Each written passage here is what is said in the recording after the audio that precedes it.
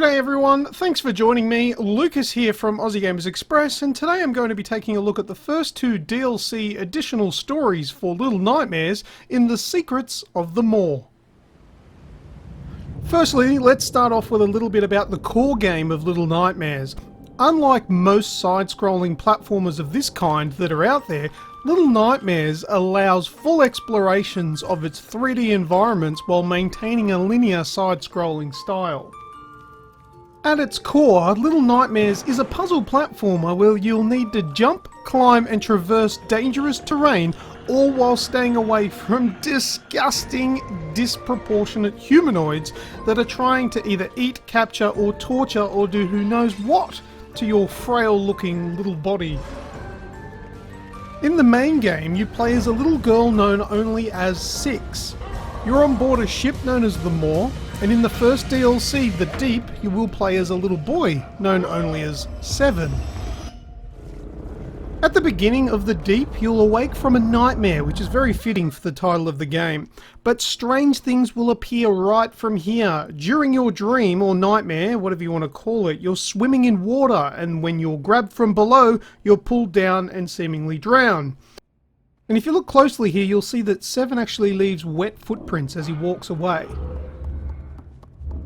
Now this kind of thing may seem insignificant, but believe me, it is. You see, Little Nightmares tells you nothing of its story through the game. There is no narrative, nothing to read, nothing to explain anything. Everything you know, you'll learn through observation of your surroundings, and ultimately your own imagination will fill in the blanks. This is, of course, a massive part of the brilliance behind Little Nightmares. For those that enjoy games that deliver high-tension sequences that induce fear and ill feeling, Little Nightmares does well to deliver. In The Deep, there is going to be a lot of water or swimming puzzles to traverse. While most of the puzzles are easy by comparison, each of the DLCs have one area in particular that will cause grief with restart after restart as you slowly but surely work out a solution to the puzzle. The outcomes are always a great payoff once you do work out the solution though.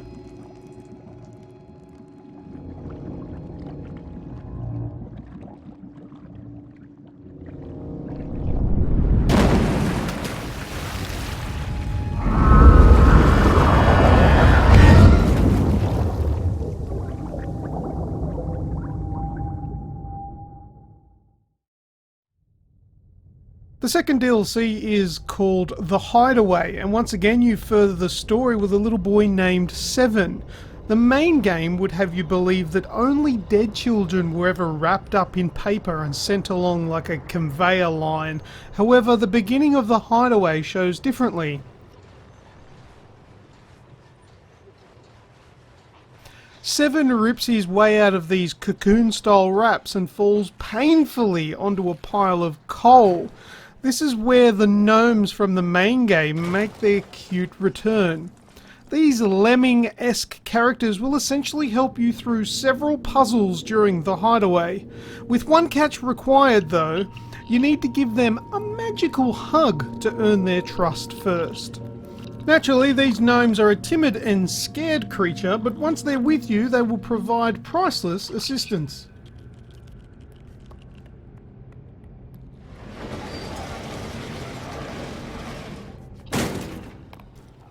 Most, if not all, of the puzzles in The Hideaway, much like the full game, are intuitive and easy enough to work out by looking around at your surroundings and really just thinking it through. Now what we have here is a tightly polished game with 2 very respectable DLCs considering their very low pricing structure. Each of the DLC story add-ons will net you around an hour to an hour and a half of game time depending on how much time you spend exploring, dying and looking for collectibles. Now I think it's fair to say that a game called Limbo started off a trend of delivering an amazing story with very little being actually told. There have been many different games that have tried to recreate this, however most of these have failed or been kinda subpar. Little Nightmares has come along and provided, in my opinion, the best experience available in this genre. The graphics, the lighting, sound effects, and the tension that the game builds is all beyond excellent and is easily a game I would recommend anyone who enjoys these kind of tense games. Little Nightmares, including the first 2 DLCs, are easily a 10 out of 10 from me. Now, I should also mention that to date, 2 of the 3 planned DLCs are available now, and those are the ones that I've talked about in this video, with the 3rd and last DLC coming on the 10th of February 2018. Well, that's all I've got for you today, so on that note, thank you very much for checking out this review of Little Nightmares and its DLC. Just a friendly reminder to please press the like button and subscribe if you want to keep up to date with the videos and reviews that we put out. Have a great day, and I am Lucas, and until next time, I will see. Yeah. God, it's so dark in here. I can't see anything. The torch looks great, but can't see anything.